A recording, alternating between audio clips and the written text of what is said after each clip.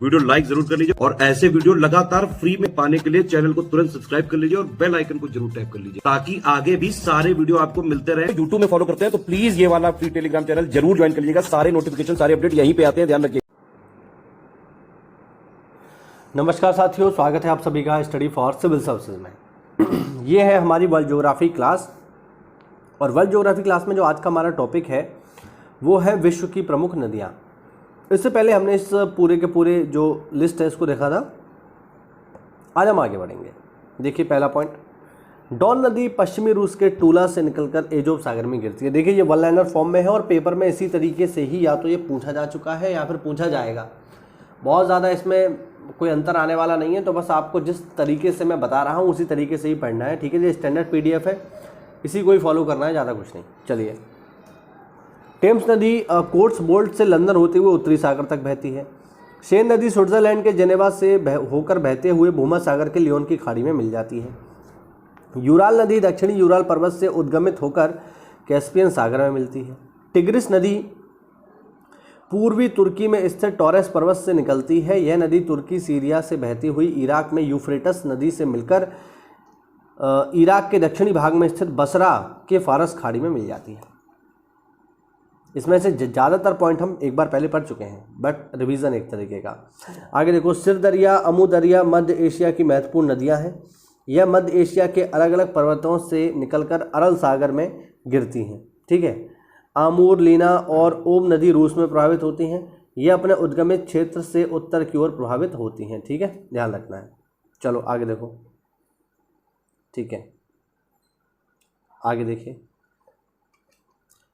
Europe महाद्वीप की सबसे लंबी नदी वोल्गा है। इसका उद्गम वालदाय पहाड़ियों से होता है तथा यह कैस्पियन सागर में मिल जाती है।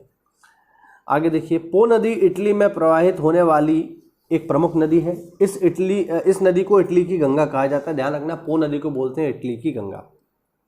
टाइबर नदी एपिनाइन पर्वत इटली से निकलकर भूमध्य सागर में गिरती है। रोम नगर इसी किनारे है। ध्यान रखना, रोम किस किनारे? टाइबर किनारे।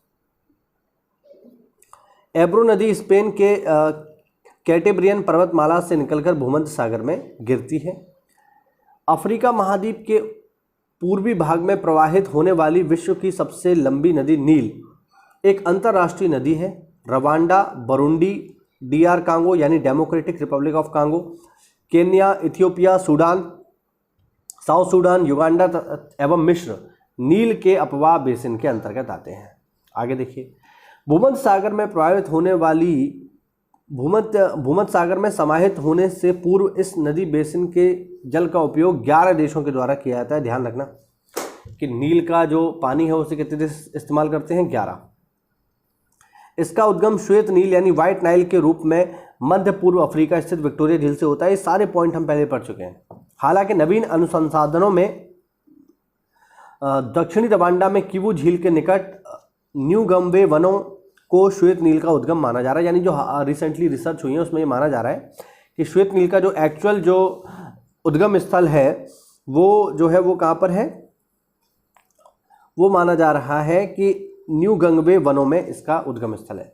इसकी मुख्य सहायक नदियों में ब्लू नाइल नदी सबसे महत्वपूर्ण है, जो हॉर्न ऑफ अफ्रीका कहे जाने वाले इथियोपिया की ताना झील से निकलती है।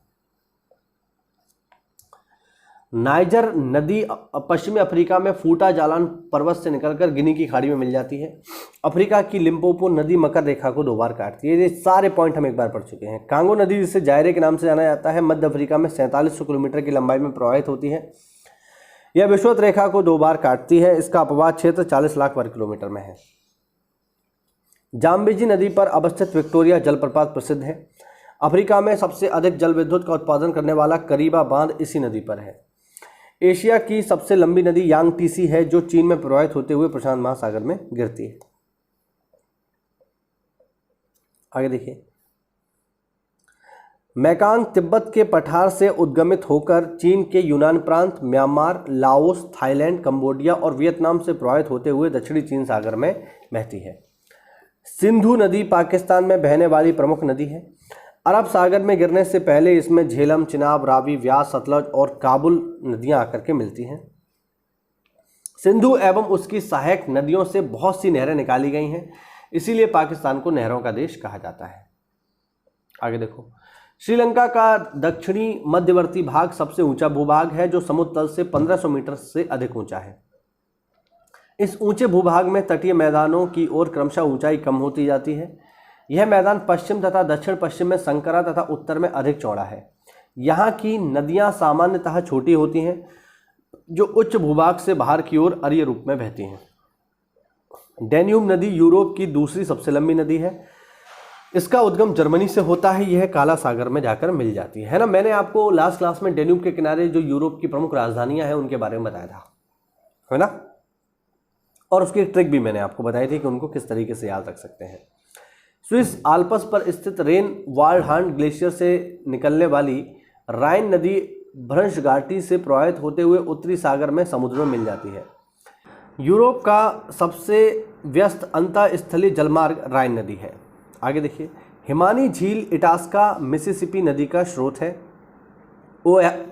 ओहायो, करकानसस तथा रेड रिवर मिसिसिपी की सहायक नदियां हैं। मिसिसिपी नदी मैक्सिको की खाड़ी में गिरती है। ज्ञातव्य है कि अमेरिका का ग्रेट प्लेन मिसिसिपी और मिसौरी नदियों द्वारा निर्मित है। मिसिसिपी मिसौरी नदी तंत्र उत्तरी अमेरिका का सबसे बड़ा नदी तंत्र है। आगे देखिए, यूकान नदी यूएसए के अलास्का प्रांत में प्रवाहित होती है। इसका आधा भाग कनाडा में प्रवाहित होता है। मैकेंजी नदी कनाडा के उत्तर पश्चिम भाग में ग्रेट स्लेव के पास उद्गमित होकर उत्तर की ओर बहती है और आर्कटिक महासागर में गिरती है। चलिए आगे देखते हैं, कौन हो है? सेंट लॉरेंस नदी महान झीलों को अटलांटिक महासागर से जोड़ती है। यह नदी यूएसए और कनाडा के मध्य अंतर्राष्ट्रीय सीमा रेखा भी बनाती है। रियो ग्रैंडे रिवर्स यूएसए तथा मैक्सिको की सीमा बनाती है तथा मैक्सिको की खाड़ी में गिरती है। देखो ध्यान रखना, सेंट लॉरेंस अमेरिका और कनाडा की सीमा पर है और रियो ग्रैंडे अमेरिका और मैक्सिको की सीमा पर है। कोलंबिया रिवर रॉकी के पास से निकलकर प्रशांत महासागर में गिरती है।